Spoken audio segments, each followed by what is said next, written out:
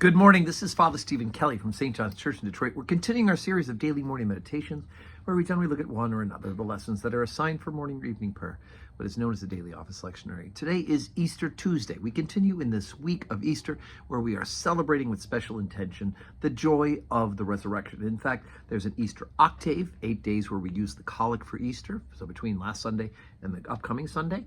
And then, of course, the season of Easter is 40 days long, right? It'd be a shame for us to do 40 days of Lent and not have 40 days of celebration for Easter. So we're looking at, morning prayer has two great lessons. St. Paul's letter to the Thessalonians talks about the resurrection. The book of Daniel talks about the resurrection. But let's take a look at the second lesson assigned for evening prayer, and that is from John's Gospel, chapter 20, beginning at the 11th verse.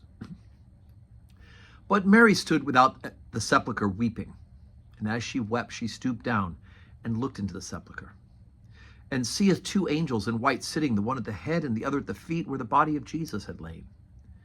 And they say unto her, Woman, why weepest thou?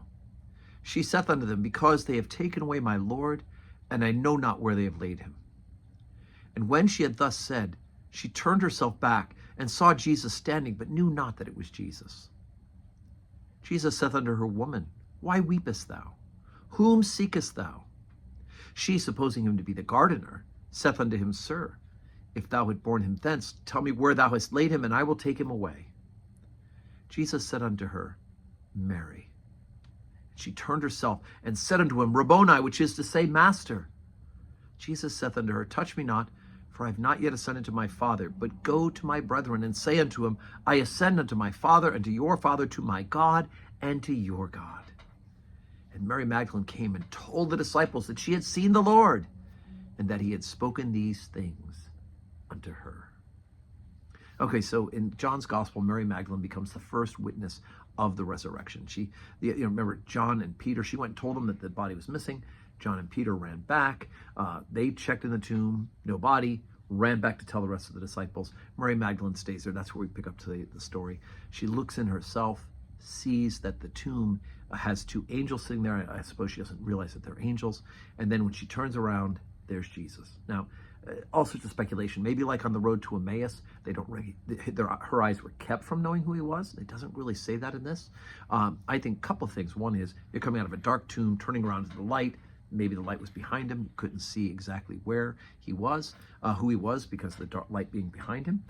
Also, I think it's probably credible to say that most likely he's the last person in the world she expected to see standing there and alive. It makes perfect sense. She would think he was the caretaker, the gardener, and so she asks, where's the body?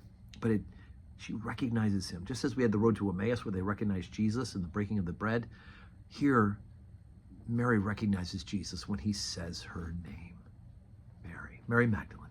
And so, the Lord calls us all by name too. If we are familiar with his voice, if we've come to know him through scriptures, through the reception of the sacrament, well, of course, then we will recognize him when he speaks to us and calls to us. So, as I said, today's Easter Tuesday. We will have Holy Communion today at 12:15. So I hope you can join us. If not in person, join us on the live stream. And may God grant you a Tuesday that is full of blessings.